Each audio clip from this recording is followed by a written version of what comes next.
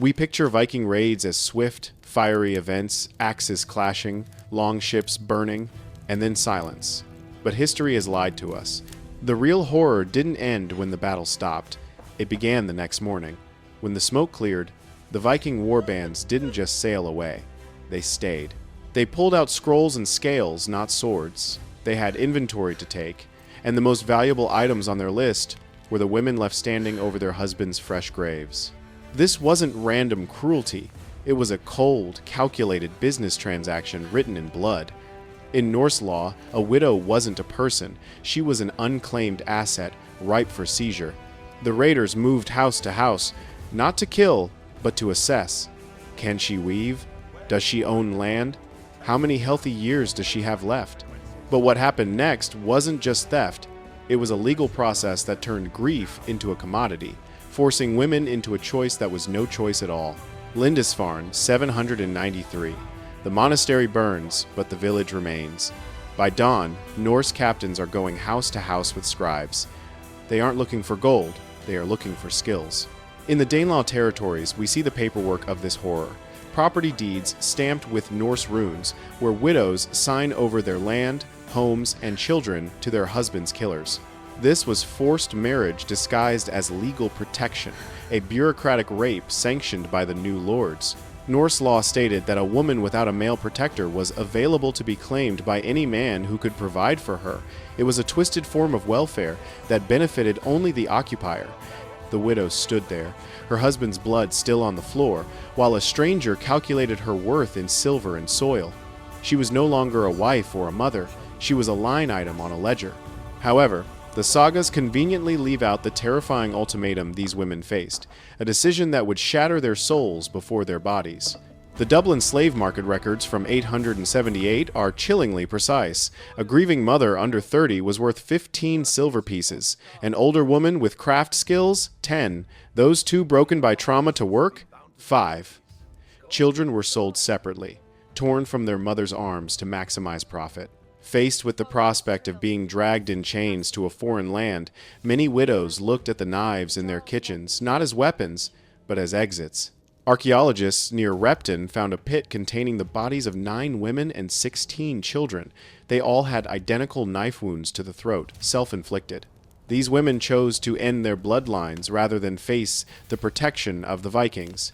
The raiders knew this. They knew that fresh grief made women vulnerable, so they struck fast. The claim had to be made within 24 hours of the husband's death. It was psychological warfare distilled into a legal deadline, forcing women to choose their poison while they were still in shock. For those who submitted, the terms were total surrender.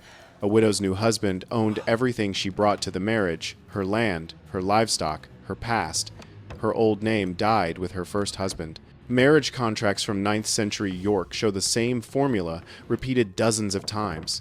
Legal erasure in exchange for survival. The woman became a ghost in her own home, serving the man who had murdered her happiness. This wasn't just about lust, it was about colonization.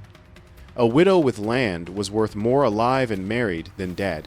Her knowledge of local soil, weather, and trade routes made the Norse settlement viable. She was the key to the land, and the marriage was the lock.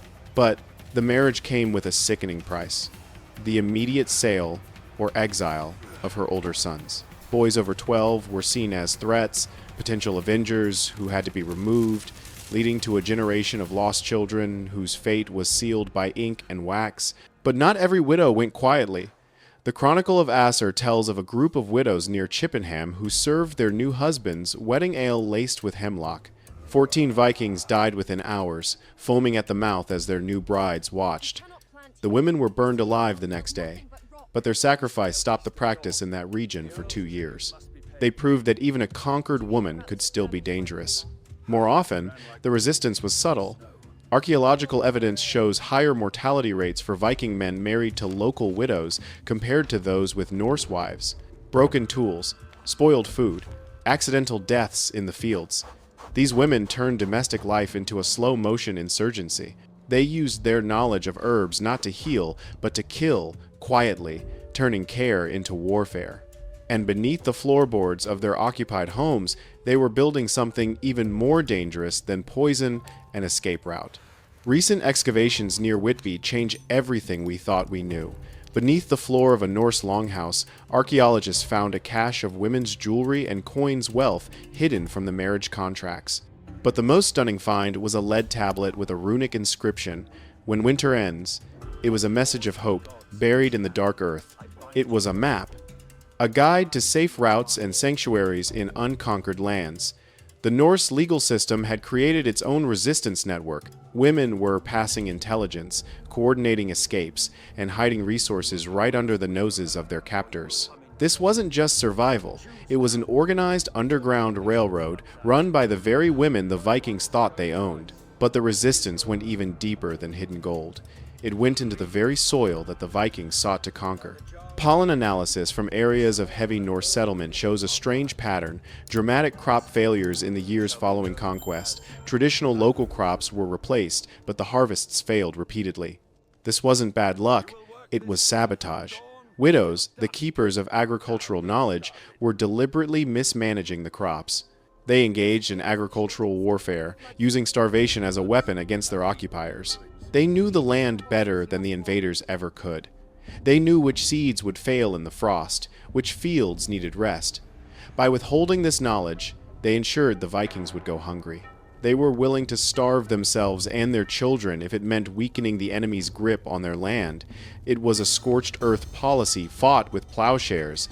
The irony is that the Vikings, obsessed with legalism and order, accidentally preserved the proof of their own undoing. The Vikings' own bureaucracy exposed them. They documented everything to legitimize their theft.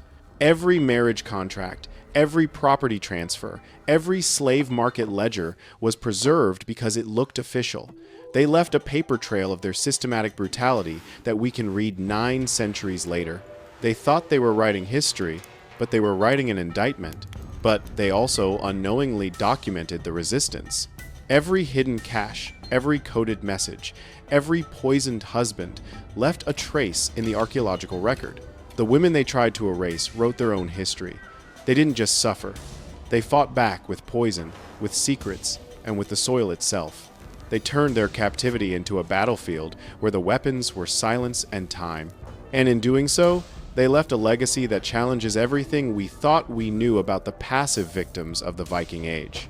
The story of the Viking widow is not a footnote to the sagas. It is the untold half of the history. It reveals a society that viewed women as inventory and marriage as a tool of conquest. But it also reveals the indomitable spirit of those who refused to be broken. These women faced the ultimate darkness and found ways to light small fires of resistance. The next time you hear about the glory of Viking conquests, remember the day after. Remember the widows who faced a choice between slavery and death and chose resistance. Their war didn't end on the battlefield. It was fought in the kitchen, in the fields, and in the silence of the marriage bed. If you want to uncover more of history's hidden resistance movements, subscribe to Viking Spirits. What do you think of the widows' agricultural warfare? Let us know in the comments below.